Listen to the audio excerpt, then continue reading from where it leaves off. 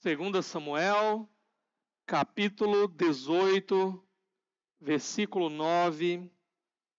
Quem achou? Amém? Diz assim a palavra de Deus.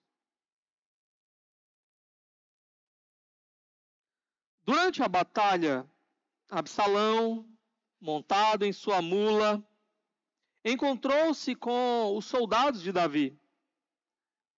Passando a mula debaixo dos galhos de uma grande árvore, Absalão ficou preso nos galhos pela cabeça. Ficou pendurado entre o céu e a terra, e a mula prosseguiu. Até aqui, vamos orar nesse momento. Senhor, fala conosco mais uma vez por meio da Tua palavra. Tua palavra é o farol das nossas almas, Senhor, que aponta a direção certa e segura para nós até o Senhor, até o Teu trono de graça. Então usa a Tua palavra hoje para falar mais uma vez e nos conduzir ao Teu trono de graça. Apesar das limitações do pregador, instrui o Teu povo, encoraja o Teu povo, alimenta o Teu povo. Eu te peço, em nome de Jesus. Amém.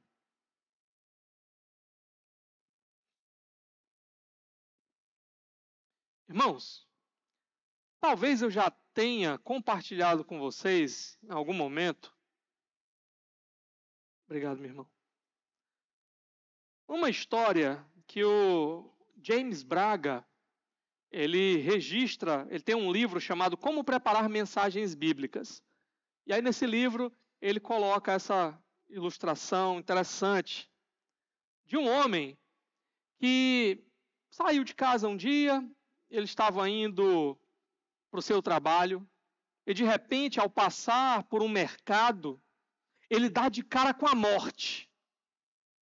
E ele então fica aterrorizado com aquele encontro inesperado, e a morte também se assusta. E aquele homem então sai correndo dali até o seu trabalho. Quando ele chega no trabalho, o seu patrão o vê, com aquele semblante meio desfigurado, muito preocupado, e pergunta o que foi que aconteceu. Ele disse: eu acabei de encontrar com a morte lá no mercado. O patrão disse: não se preocupe, vá para sua casa, deixe que eu resolva isso daí. E então aquele homem correu para casa e o patrão foi para o mercado. Quando o patrão chegou no mercado, a morte ainda estava lá, parada, olhando assim, assombrada para o tempo.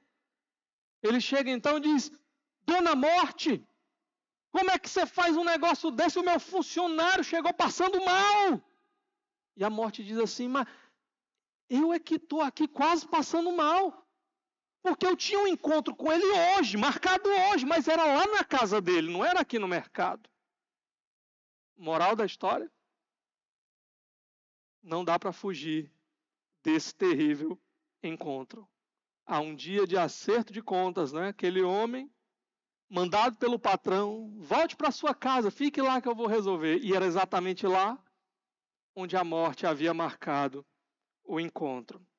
Irmãos, há um dia para o acerto de contas. Hoje nós vamos ver esse dia chegando na vida de Absalão, personagem que a gente já tem observado há algum tempo aqui na nossa igreja, não é? E quero dizer para você também que nesse dia do acerto de contas, há pelo menos 4 encontros indesejáveis. E como Absalão, ele é um ímpio, esse texto ele tem muito a nos dizer sobre como vai ser esse dia de acerto de contas para o ímpio. E quais serão esses 4 encontros indesejáveis, tá? Eu quero começar aqui olhando com vocês qual seria o primeiro encontro. Que primeiro encontro é esse no dia do acerto de contas? Bom, o primeiro encontro que você vai ter nesse dia, ou que o ímpio vai ter nesse dia, será um encontro com o seu pecado. O pecado vai encontrá-lo nesse dia. O pecado chegará com o pagamento do salário nesse dia. É interessante, quando a gente lê Romanos, logo no capítulo 1, Paulo ele vai falar, nos versos 24, 26 e 28, ele vai repetir 3 vezes a mesma expressão.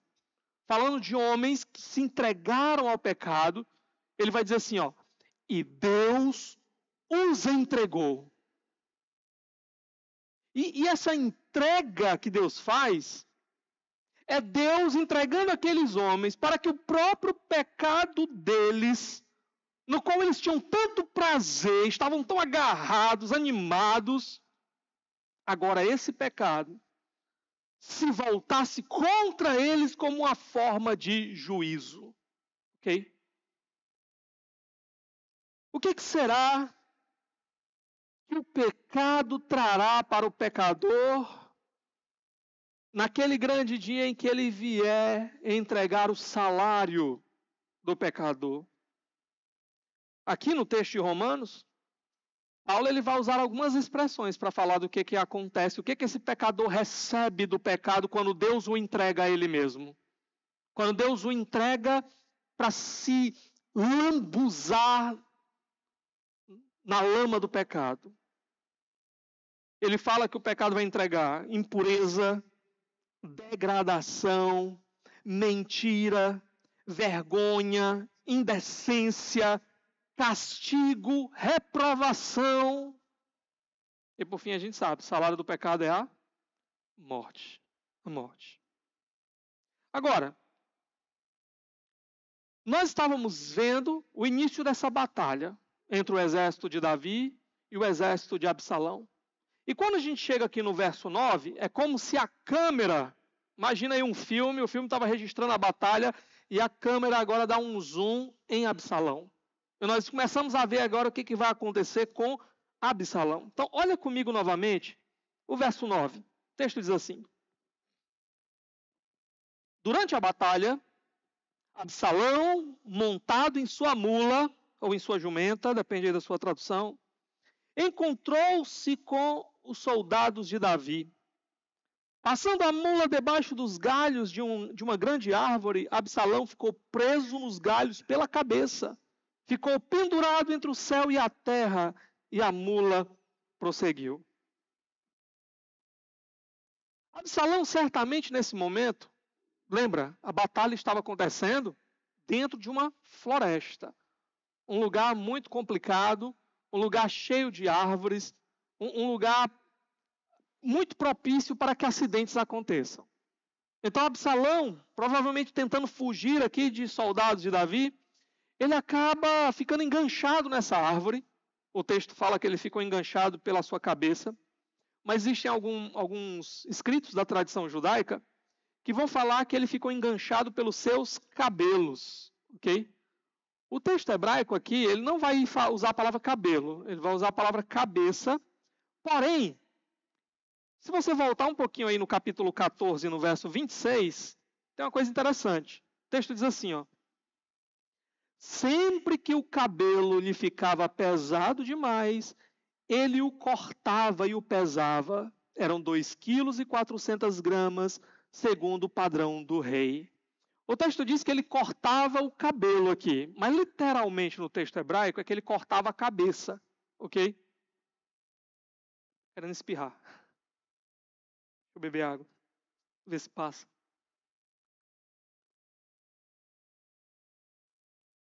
Bom, então é claro que Absalão não cortava a própria cabeça, né? Ele cortava o seu cabelo. Então, da mesma maneira como esse texto, no capítulo 14, verso 26, embora use a palavra cabeça, está se referindo ao cabelo, aqui também poderia ser que o texto, embora use a cabeça, ele também se refira à questão do cabelo. E por que eu estou falando disso tudo? Porque lá no texto do capítulo 14, a gente viu que esses cabelos de Absalão eram um símbolo exato do seu orgulho. A própria ideia aqui dele pesar, a palavra para peso, a palavra kavod, é a mesma palavra para glória, ok?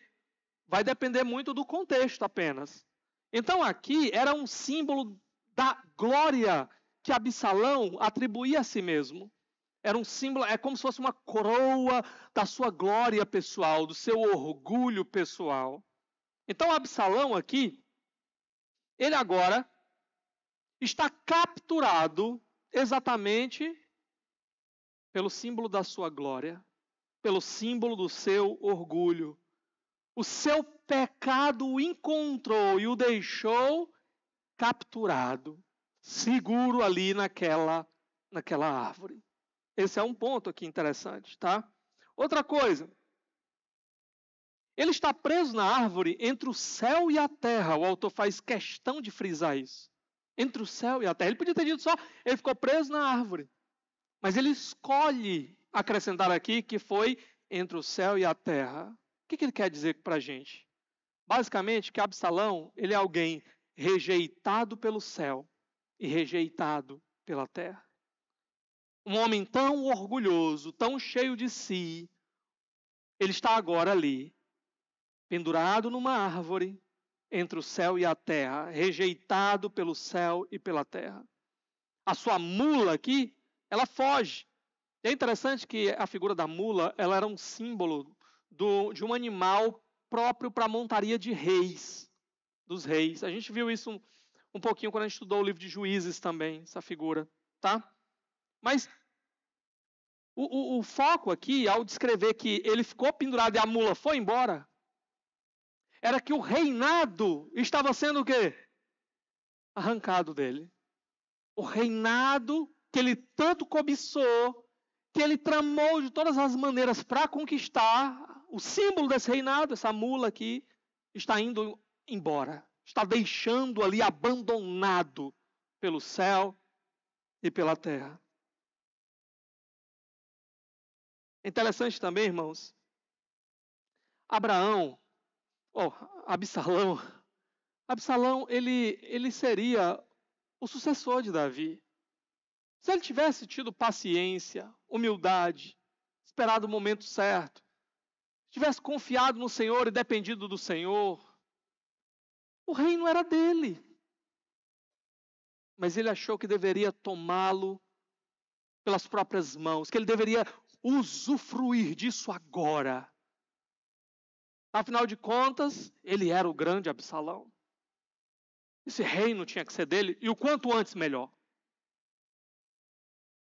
Essa cena aqui de Absalão pendurado nessa árvore, pendurado nesse madeiro, nos lembra muito o que Deuteronômio, capítulo 21, versos de 22 a 24, não vou ler aqui com vocês.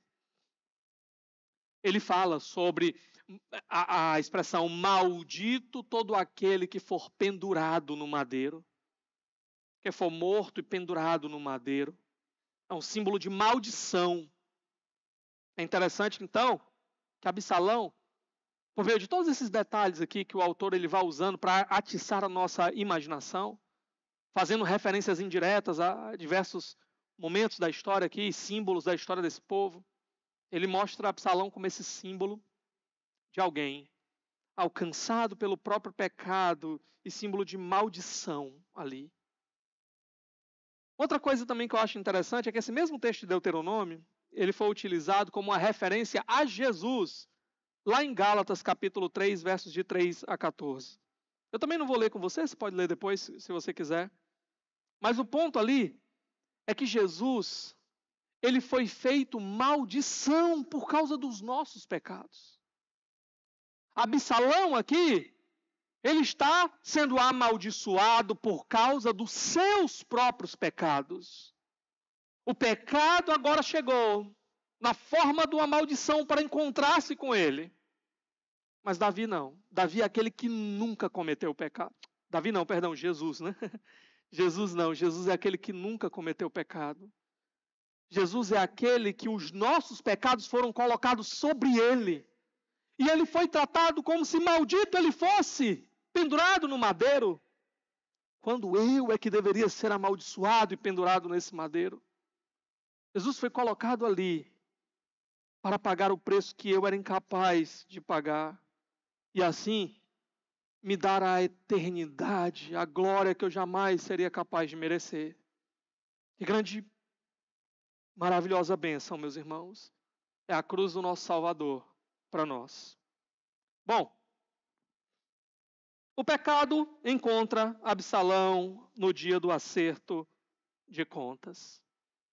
E isso nos ensina muita coisa. Eu quero lembrar para você algo que a gente tem falado aqui domingo após domingo. Você quer viver no seu pecado, chafurdando na lama do pecado, consumindo pecado como se fosse água. Você quer se entregar completamente ao pecado e acha que não vai haver um dia de acertar as contas com ele?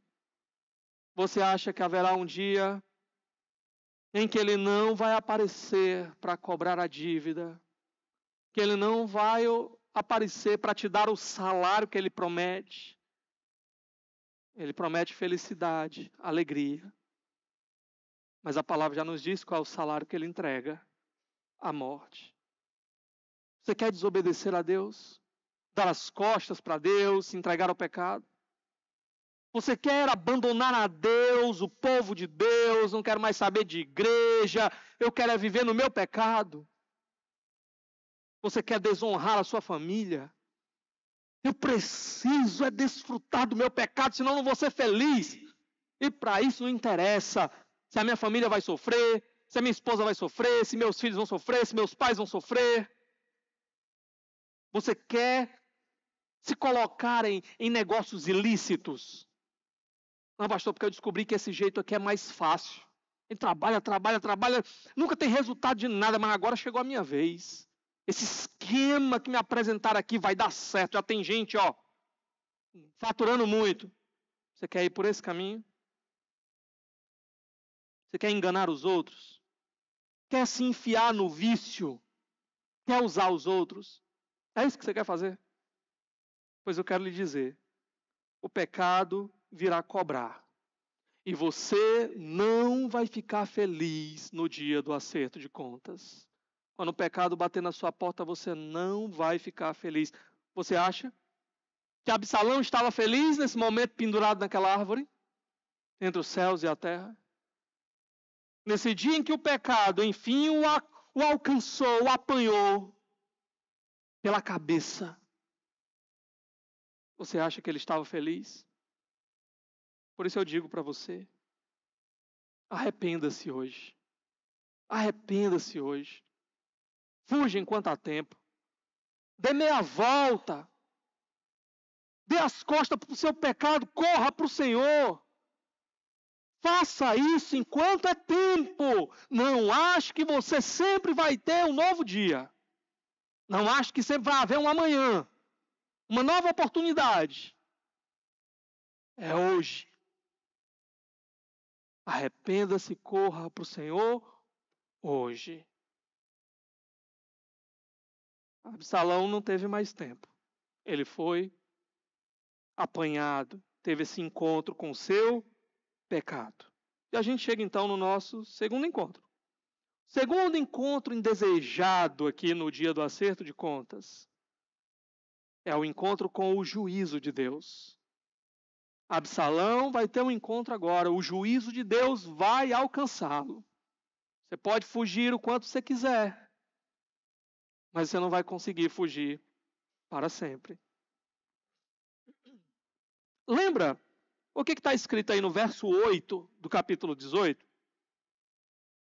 O texto diz assim: a batalha espalhou-se por toda a região, e naquele dia a floresta matou mais que a espada. Literalmente a floresta devorou mais do que a espada. Absalão aqui está sendo devorado por quem? Quem é que está segurando ele pela cabeça? A floresta, não é? Mas é claro que a floresta não é uma força impessoal. Nós sabemos quem é que estava no controle desta floresta, no controle desses eventos, e que está agora segurando ali Absalão. É o Senhor.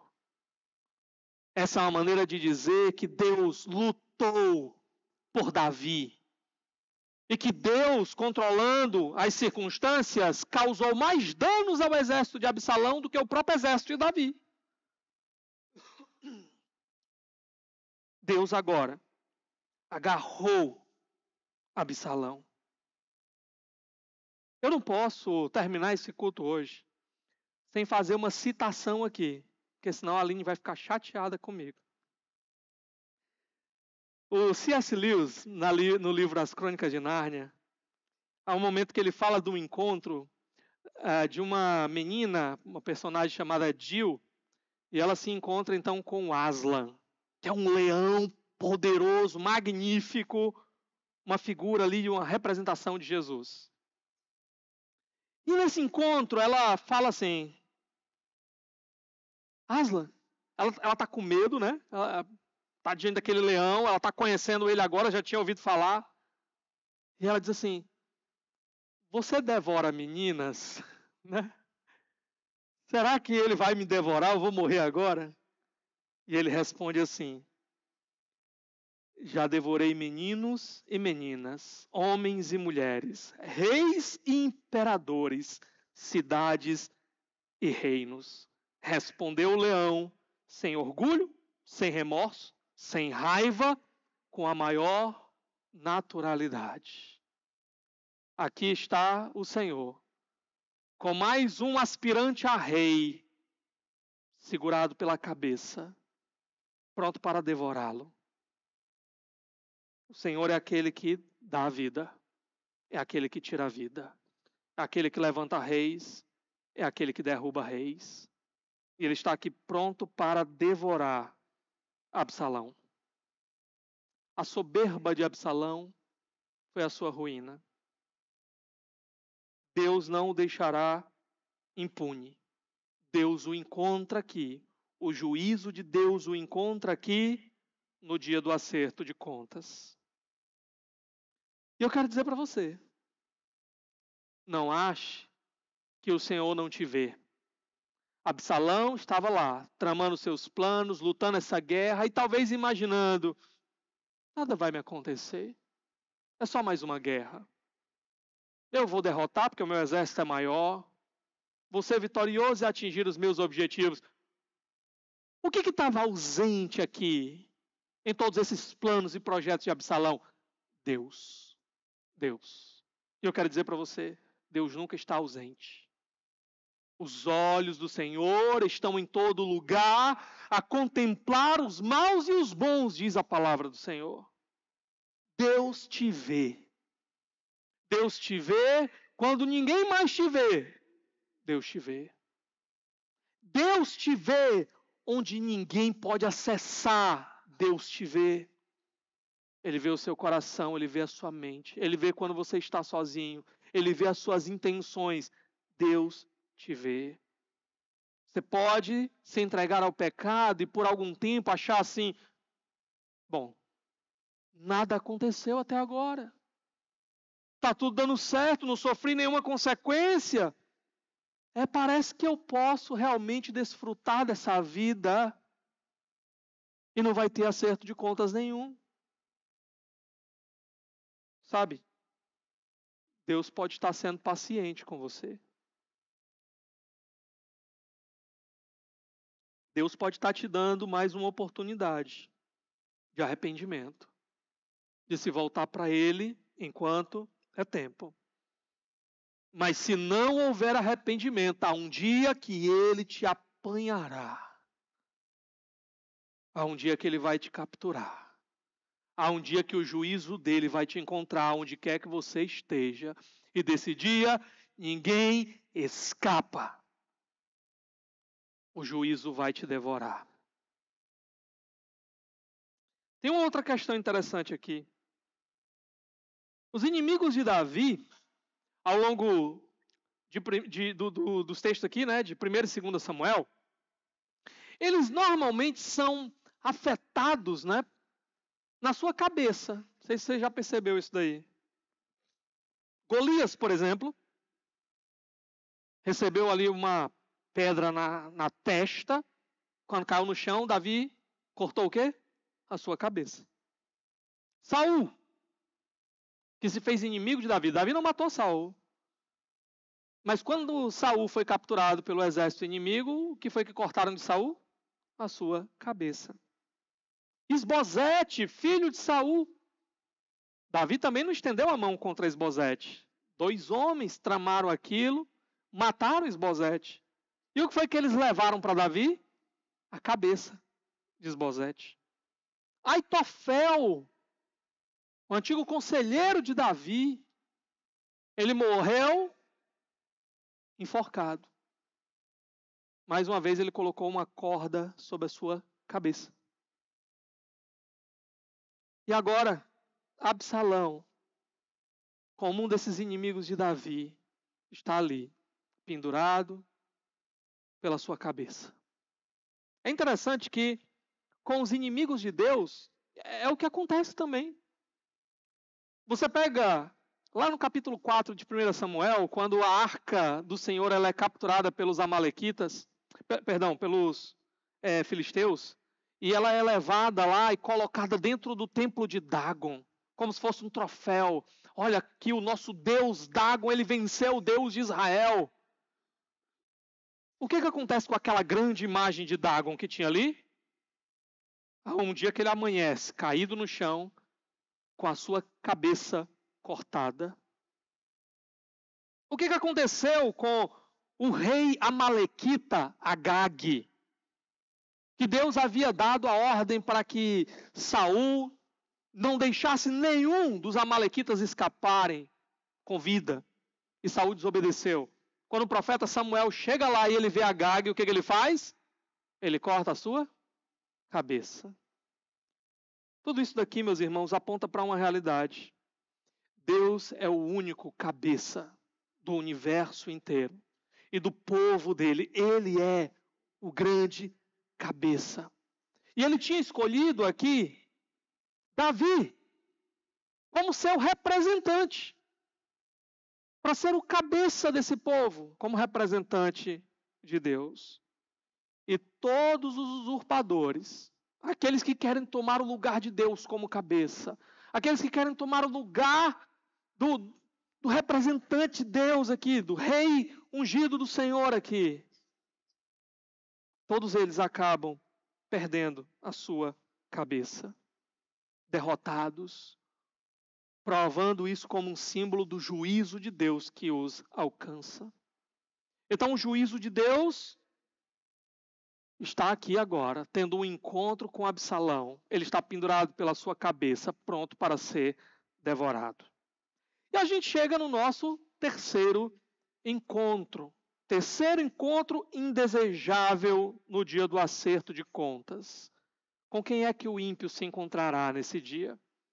Ele se encontrará com o seu pecado, ele se encontrará com o juízo de Deus, mas ele se encontrará também com os pecados dos seus pais. Espera aí, pastor. Isso daí é aquele negócio de maldição hereditária, é? Não. Dia que você escutar alguém falando para você de maldição hereditária, se estiver falando mal, tá certo.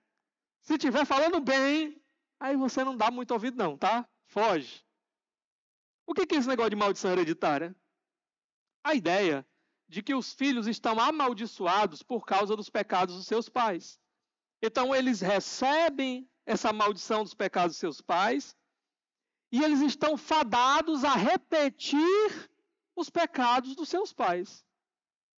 Eu recebi essa maldição. Então, se meu pai era, sei lá, um imoral, porque eu sou filho dele, recebi essa maldição hereditária, eu vou ser um imoral. Se meu pai era um adúltero, então eu vou ser um adúltero. Se meu pai...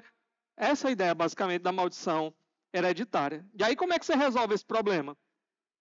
Você crê em Cristo e ele acaba com qualquer maldição? Não. Isso é só o primeiro passo. Você tem agora que fazer uma quebra de maldição. Olha aí. Jesus não é suficiente para desfazer qualquer tipo de efeito do pecado na nossa vida, né? Não, você tem que fazer uma quebra de maldição. Aí você vai, sei lá, tocar um chofar em algum canto, encontrar com um pastor não sei quem, dar 7 voltas em torno de não sei aonde, receber um óleo na testa, né? Há as mais diversas maneiras inventadas pelos homens aí de supostamente quebrar essas maldições na sua vida. Não caia nessa, ok? A palavra de Deus é muito clara, diz que cada um pagará pelos seus próprios pecados. Os pais comeram uvas verdes e os filhos é que embotarão seus dentes? Diz a palavra do Senhor. Ele diz, não. Cada um pagará pelo seu próprio pecado. Agora, o que nós podemos dizer é que os pecados dos pais certamente trarão consequências ruins sobre a vida dos filhos. Isso é verdade. Por exemplo, imagina um filho que ele tem um pai alcoólatra que gasta todo o dinheiro que deveria ser para o sustento da sua casa com o seu vício. Como é que vai ser a família desse menino? Provavelmente recheada de brigas, provavelmente cheia de necessidades. Será que ele vai ter as mesmas oportunidades que outras crianças? Não. Não. Ele está lutando porque não tem nem muitas vezes o que comer, porque o pai está torrando tudo. Quanto mais oportunidades de estudo, de educação, de valores, etc., o natural é que ele vai sofrer mais dificuldades para vencer na vida do que outras crianças, por causa das consequências do pecado do seu pai. Ok? Então, isso é verdade. Absalão, ele está morrendo aqui pelos seus próprios pecados. Absalão deu motivo demais para Deus, para que ele pudesse estar morrendo aqui do jeito que ele está. Não foi pelos pecados de Davi, necessariamente. Absalão poderia ter se arrependido, por exemplo, dos seus pecados. Ele podia ter buscado ao Senhor. O que teria acontecido com Absalão? Se ele tivesse buscado o Senhor, vivido para o Senhor, tivesse prazer no Senhor, certamente ele não estaria numa guerra agora, perseguindo o próprio pai e tentando matar o próprio pai. Ele não estaria pendurado nessa árvore, se ele tivesse buscado um caminho diferente. Ok? Ou, no máximo, ele poderia morrer como o primeiro filho de Davi, né? Bebezinho. Ele poderia morrer em paz, em segurança, apesar de qualquer tragédia, sabendo para onde é que ele ia. Mas esse não é o fim de Absalão aqui. E eu preciso dizer que o autor também vai deixar claro que, em parte, esse fim trágico na vida de Absalão é consequência dos pecados de Davi também. Ok? Ele não está isento dos seus próprios pecados, mas ele ainda está bebendo consequências do pecado do seu próprio pai. Há essa combinação aqui. Vamos dar uma olhadinha aqui nos versos de 10 a 11. O texto diz assim: um homem o viu e informou a Joabe: acabei de ver Absalão pendurado numa grande árvore. Você o viu? Perguntou Joabe ao homem. E por que não matou ali mesmo? Eu teria dado a você 10 peças de prata e um cinturão de guerreiro. Então um dos soldados vê a cena, informa a Joabe, que era o capitão aqui, o comandante, e nós sabemos como é que Joabe geralmente resolvia as coisas, né? Rapidinho ele puxava a espada e dava um jeito. Aqui Joabe, ele fala para esse homem: rapaz, como é que tu teve essa chance e não fez nada, né? Quando ele fala aqui dessa recompensa que ele daria, esse símbolo aqui do que ele usa, do cinto e tudo mais, indica que provavelmente ele está falando até de uma promoção.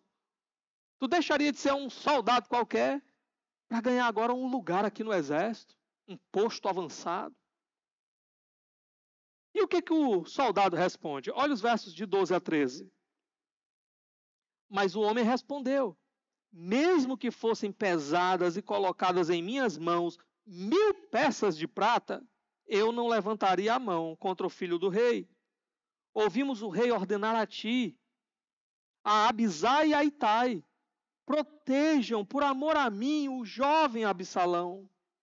Por outro lado, se eu tivesse atentado traiçoeiramente contra a vida dele, o rei ficaria sabendo, pois não se pode esconder nada dele, e tu mesmo ficarias contra mim.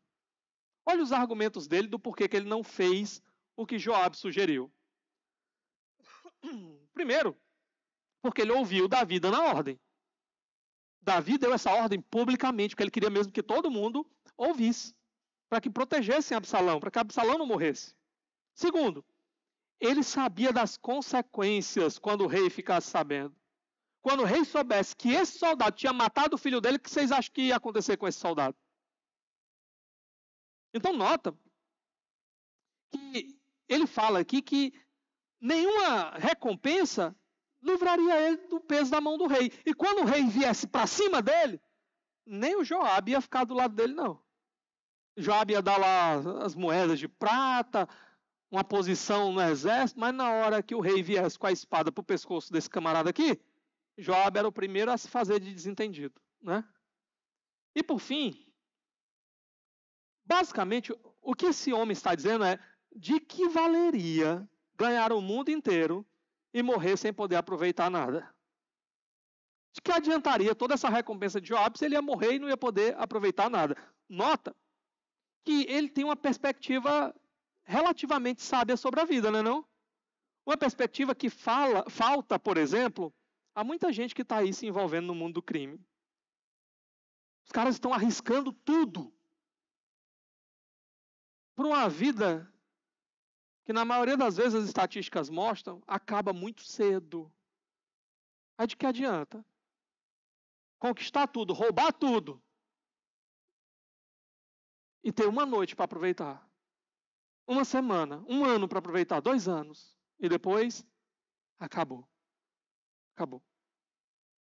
Porém, Jesus diz para a gente que a gente tem que levar essa visão aqui para a nossa própria vida no que diz respeito à eternidade. Jesus diz assim, ó, de que vale ao homem ganhar o mundo inteiro e perder a sua alma. A sua alma. Meu irmão, essa vida aqui passa, e ela passa muito rápido. A palavra vai dizer que é como um sopro. Um dia desse você era uma criança, e quando você às vezes para olhar para trás, você diz, como as coisas passaram rápido. Como é que foi isso? Não é? A vida passa muito rápido. Daqui um dia nós estaremos diante do Senhor. Será que vale a pena trocar alguns poucos anos nessa vida por toda a eternidade que o Senhor tem para nós? Bom, olha comigo os versos 14 e 15. E Joabe disse, não vou perder mais tempo com você. Então pegou 3 dardos, que seria um tipo de lança, e com eles transpassou o coração de Absalão, quando ele ainda estava vivo na árvore. E 10 dos escudeiros de Joabe cercaram Absalão e acabaram de matá-lo. Joabe vai lá e resolve com as próprias mãos, não é? Transpassa Absalão, seus escudeiros terminam o serviço. Absalão está agora morto. Absalão recebeu o salário do pecado. O salário do pecado finalmente foi depositado aqui na sua conta. Mas, irmãos, como eu falei para vocês, aqui também ainda estão as consequências do pecado de Davi sobre a vida de Absalão. Os pecados de Davi influenciaram Absalão. Ele é responsável, ele tomou as suas decisões, mas os pecados de Davi influenciaram para que Absalão chegasse onde ele chegou e tivesse esse final tão trágico. Alguns verbos que são utilizados aqui no verso 15, na minha versão, diz assim, os 10 escudeiros de Joabe cercaram Absalão e acabaram de matá-lo. Talvez na sua versão diga, e atacaram e mataram. Tá? Esses verbos, 2 verbos, atacar e matar, que estão presentes no texto hebraico, são os mesmos verbos que aparecem quando Davi deu a ordem para que Joabe matasse Urias. Urias era um homem justo, mas por conta do pecado de Davi, para encobrir o pecado de Davi, Davi dá uma ordem para que Urias fosse morto. Ele dá essa ordem para Joabe que cumpre essa ordem. E os verbos que são usados para quando Urias foi morto é que ele foi atacado e morto. Os mesmos verbos. Então, o autor está lembrando para a gente um detalhe importante. Tem consequência do dedo de Davi aqui. Davi, ele foi disciplinado por Deus por causa daquele pecado que ele cometeu contra Urias. Daqui a pouco eu vou dar só mais uma evidência, tá? Mas, como eu falei, a gente também não pode tirar a responsabilidade de Absalão. Os mesmos dois verbos vão aparecer, sabe quando? Quando Absalão dá ordem aos seus próprios servos para matarem o seu irmão Aminon. Os mesmos verbos. Vocês vão chegar lá, vão atacar e vão matá-lo. Tudo isso se conecta. Há consequências do pecado de Davi na vida dele, mas as consequências das suas próprias escolhas pecaminosas, do seu próprio pecado. O salário do pecado aqui atinge a ambos. Atinge a Davi, que perde mais um filho. E esse é um ponto importante que eu ia destacar, tá? Lembra que quando ele se arrepende, ele conversa com o profeta Natan. Natan pergunta o que um homem deveria receber em consequência de um crime. O crime lá que Natan apresenta para ele, né? Não vou ter tempo aqui para voltar toda a história, tá? E Davi, ele dá a sentença. 4 vezes mais. Esse homem devia morrer, devia pagar 4 vezes mais. E Natan diz o quê? Você acabou de dar a própria sentença para a sua vida. Seus filhos vão morrer no seu lugar. Deus vai conservar a sua vida, mas seus filhos vão morrer no seu lugar. Eles vão... Foi um homem que morreu, você vai pagar 4 vezes mais? Então quantos filhos é que vão morrer? 4. Absalão é a terceira parcela. Já morreu o bebê, filho de Batseba com Davi. Já morreu Aminon, o outro filho de Davi, que era mais velho que Absalão. E agora morre Absalão. O juízo proferido pelo próprio Davi cai agora aqui sobre seu filho. Seu filho. Outros detalhes interessantes ainda aqui, que mostram essas consequências de Davi na vida de Absalão. Sabe esse Joabe aqui, que chega agora e traspassa Absalão? Pronto. O que foi que aconteceu com esse Joabe? Bem antes, aqui, lá no comecinho de 2 Samuel. Esse camarada tinha uma rivalidade com Abner, porque numa guerra entre o exército comandado por Joabe e o exército comandado por Abner, Abner feriu, matou o irmão de Joabe. Só que Joabe agora ele tinha um acordo com Davi. Joabe agora estava do lado de Davi, mas isso não serviu de nada para Abner. Ele foi lá e covardemente matou Abner. Joabe matou Abner. O que Davi deveria ter feito? Punido Joabe exemplarmente. O que foi que Davi fez com Joabe, que é sobrinho de Davi, vale a pena a gente lembrar. Davi o repreendeu, mas não o puniu. Não houve muita consequência. Além de Joabe ter tido que ir lá acompanhar o cortejo fúnebre de Abner. Agora, esse mesmo assassino que Davi livrou, olha a consequência, é quem tira a vida do seu filho. Desobedecendo, inclusive, o próprio Davi, que tinha dito para ele, trate bem Absalão por amor a mim. Meus irmãos, quero dizer para você que as nossas atitudes, as nossas escolhas como pais, elas podem apontar o caminho certo para os nossos filhos. Mas também, irmãos, ao invés de trazer bênção, podem abrir portas perigosas, trazer ruína, inclusive, para os nossos filhos. E a pergunta para você é, como é que você tem agido como pai, como mãe? Você tem sido um modelo de sabedoria, um modelo de virtude, um modelo de alguém que ama o Senhor, um modelo de vida com Deus. Tem sido um modelo que aponta o caminho para os seus filhos, um modelo que aponta o caminho da bênção de Deus para os seus filhos. Você tem sido um modelo de disciplina amorosa? Ou é mais fácil fingir que você não está vendo? Porque dá trabalho disciplinar. Mais fácil fechar os olhos. mais fácil ignorar, mais fácil passar a mão, mais fácil justificar. Você tem sido um modelo de disciplina amorosa? Note, disciplina amorosa. Porque não é só castigar. Não é só descontar a sua raiva, a sua chateação. Resolver logo esse problema aqui. Pá, pá, pá, acabou-se. Há um momento que a Bíblia fala do uso da vara, feito da maneira correta, adequada, no lugar certo. Mas tem que estar acompanhado de um coração que mostra para o filho que aquilo não é simplesmente para descontar a raiva. É amor. Meu filho, eu te amo e eu não quero ver você se destruir. Eu não queria ter que passar por isso com você. Eu não queria ter que disciplinar você. Isso dói mais em mim do que em você. É desgastante para mim, é chato para mim. Mas eu não quero ver você se perdendo. Eu não quero te entregar o teu próprio pecado. E você vai crescendo como alguém sem limites.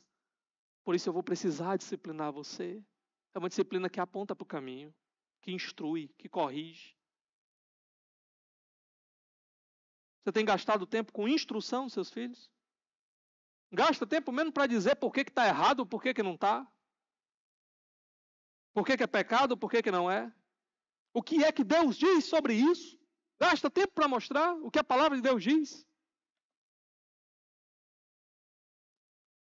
Bom, voltando aqui ainda sobre Joabe. Por que Joabe não obedeceu a ordem de Davi? Por quê? Davi foi tão claro. Joabe teve toda a oportunidade de capturar Absalão com vida aqui. Por que ele não obedeceu? É interessante que Joabe foi aquele que insistiu para trazer Absalão de volta. Vocês lembram? Foi ele que trouxe Absalão de volta para morar perto de Davi, quando Absalão fugiu, depois de ter matado Aminon. Então note, naquele momento, Joabe quis trazer Absalão, não é porque Joabe amava Absalão, é porque Joabe achava que o melhor para manter a paz do reino era ter Absalão perto. E agora Joabe não obedece Davi, não escuta Davi e mata Absalão, porque Joabe julga que tirar Absalão, esse usurpador de cena, vai ser o melhor para o reino. Vai ser aquilo que vai trazer paz para o reino, segurança para o trono de Davi. Isso significa o quê, irmãos? Isso significa que Joabe, no final das contas, ele age como ele quer.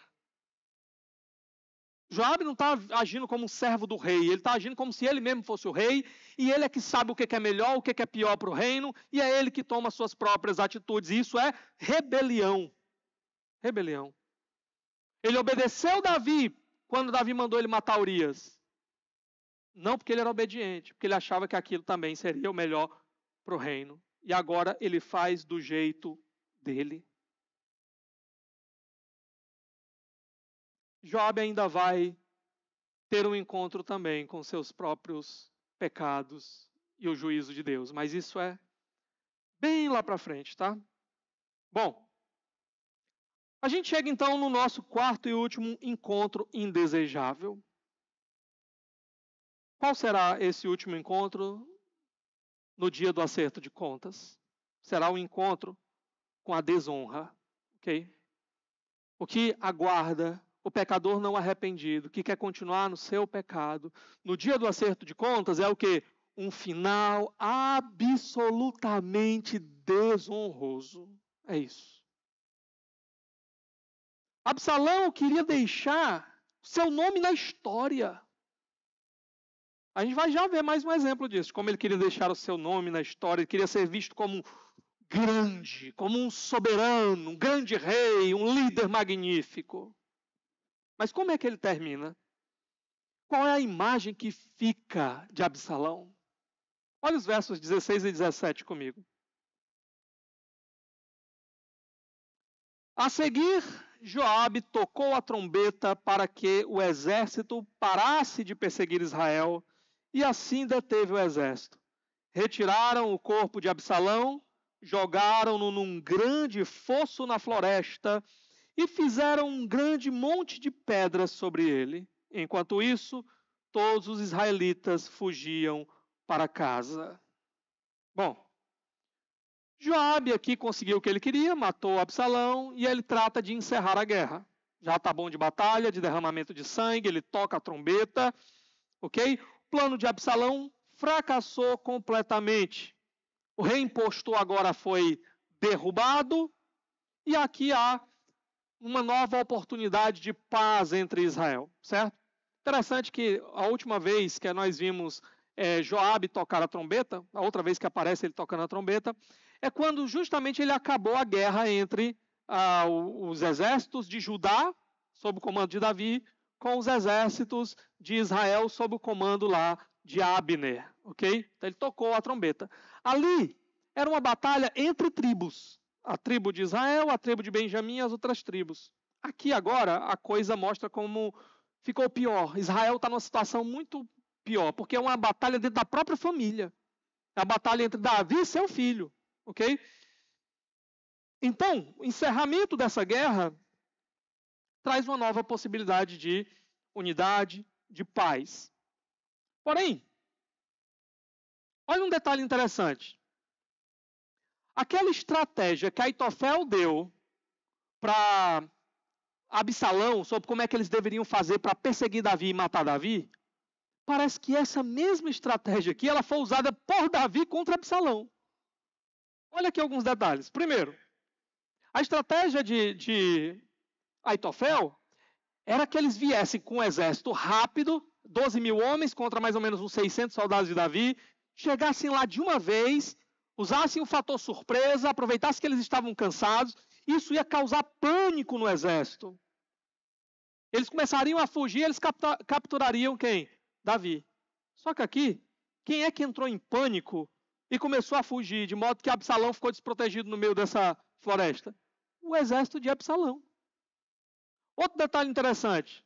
Eles queriam isolar Davi, mas quem é que fica isolado e capturado? Absalão. Outra coisa. Aitofel achava que matando Davi, a guerra acabaria. Quem é que morre e a guerra acaba? Absalão. É triste lembrar que o nome de Absalão significa o quê? Abi é meu pai. Aba, pai, Abi, meu pai. Absalão, essa segunda palavra de salão lá, vem da palavra shalom. Meu pai é paz, ou a paz de meu pai. Que triste saber que a paz do pai de Absalão só vai se estabelecer com a morte do seu próprio filho, né?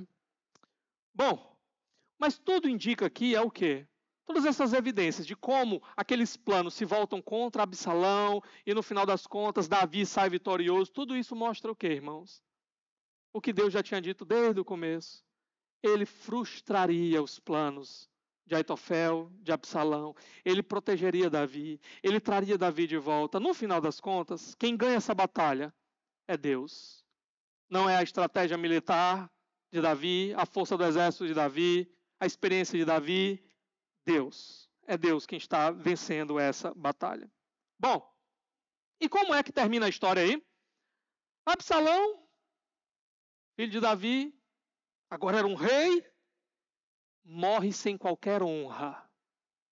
Ele morre como alguém que tivesse sido enterrado numa vala comum. Na verdade, pior do que isso. Tá? Por que é pior? Eles enterram ele lá e eles colocam um monte de pedras sobre a sua sepultura. O que isso significa, esse monte de pedras aí? Deixa eu dizer uma coisa para você. Só tem 2 exemplos antes de pessoas que morrem e pedras são colocadas sobre a sua sepultura. Um deles é Acã, aquele israelita rebelde, e o outro é o rei da cidade de Ai, também um inimigo estrangeiro.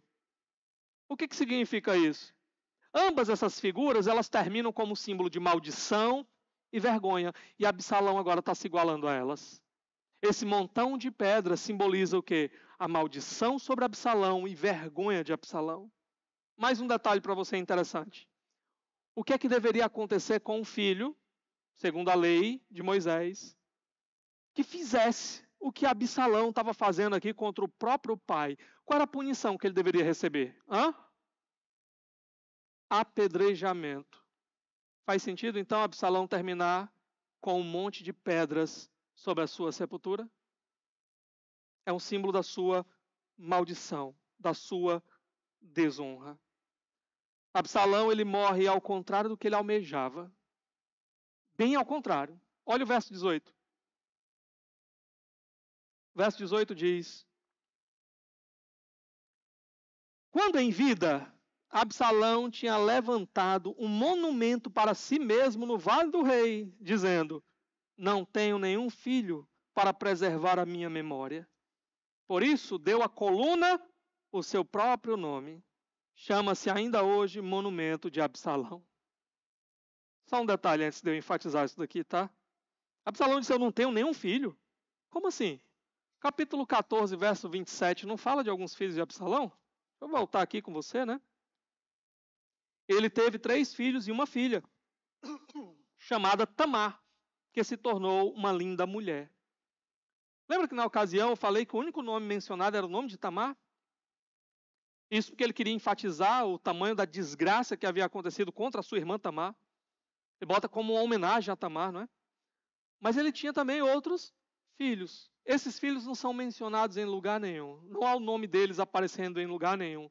Isso faz com que alguns estudiosos, alinhando esse fato de não ter registro do nome deles em canto nenhum, e essa fala de Absalão aqui dizendo que não tinha filhos para permanecer com a sua memória, que provavelmente esses filhos morreram em algum momento ainda da sua própria infância. Então, de fato, ele não teria filhos para levar adiante o seu suposto legado. O que ele faz então? Eu vou botar essa coluna que é para todo mundo se lembrar de mim. Ele queria ter o seu nome marcado na história, como alguém glorioso. Olha o monumento de Absalão. E ele termina como o quê? Até hoje, quando nos lembramos de Absalão, qual é a imagem que nos vem à mente? Um homem desonrado, um homem amaldiçoado, um homem que morreu como um rebelde, usurpador, um homem que deixou seu nome marcado na história, mas não do jeito que ele queria. Ele deixou uma marca terrível, uma lembrança terrível, terrível. Como é que você será lembrado? Como é que você imagina que você será lembrado? Que memória você gostaria de deixar para as pessoas que te amam, para as pessoas que caminham ao teu lado?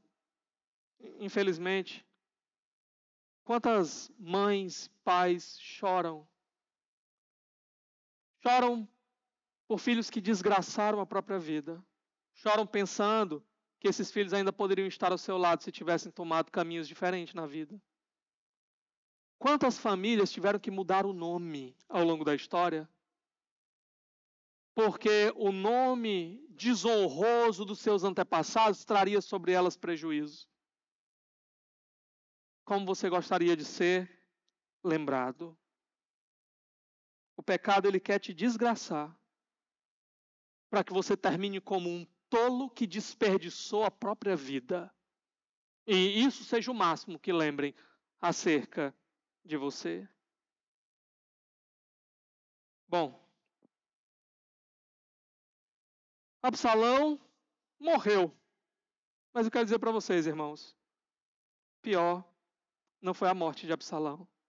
O pior é o que ainda viria depois da morte de Absalão. O momento em que ele se encontrasse com o seu Criador, para receber então um juízo que seria eterno. Esse dia é o dia terrível. Esse dia é o dia em que a palavra de Deus ela descreve como um dia de fato terrível, onde os homens gritarão para os montes: caiam sobre mim e me escondam da ira de Deus e do Cordeiro. Terrível coisa é cair nas mãos do Deus vivo. O pior na vida de Absalão ainda estava por vir. E eu quero terminar dizendo para você o seguinte: há um dia de acerto de contas. Há um dia de encontros muito indesejáveis para aqueles que querem viver longe do Senhor. Há um dia. Que Deus nos dê a graça de que nenhum de nós estejamos naquele dia como Absalão. Mas pelo contrário, o Senhor deixou para nós uma porta, onde nós podemos entrar e onde podemos nos abrigar, para não termos que encarar esse dia como um dia terrível. Enquanto que o dia da volta do Senhor é um dia terrível para o mundo, que vive correndo para longe dele, esse dia não é terrível para os crentes. Esse dia não é terrível para quem ama o Senhor. Esse é o dia que a gente almeja. Esse é o dia que a gente espera. Quando aquele dia chegar, quando o Senhor rasgar os céus, quando os nossos olhos contemplarem, nós não vamos ficar atormentados, aterrorizados, nós vamos gritar de alegria. O Rei chegou. Aquele que a gente esperava chegou. Aquele que é a nossa alma, porque a nossa alma ansiava, enfim, chegou, dia de júbilo, dia de alegria. Por quê?